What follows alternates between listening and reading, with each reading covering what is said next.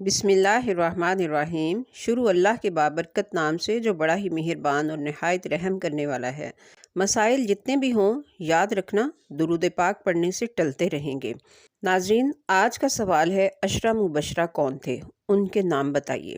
عشرہ مبشرہ کا مطلب یہ ہے کہ وہ 10 آدمی جن کو اللہ کے رسول صلی اللہ علیہ وآلہ وسلم نے اس دنیا کی زندگی ہی میں جنت کی بشارت دے دی تھی کہ ان کا ٹھکانہ جنت ہوگا۔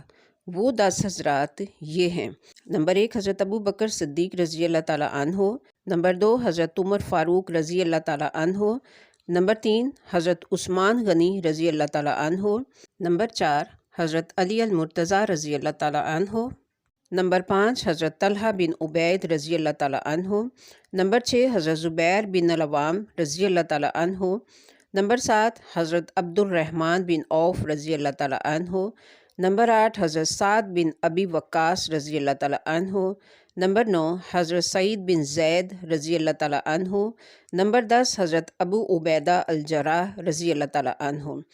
تو میرے اگلے سوال کے لیے تیار رہیے گا، ملتے ہیں پھر نیکسٹ انشاءاللہ۔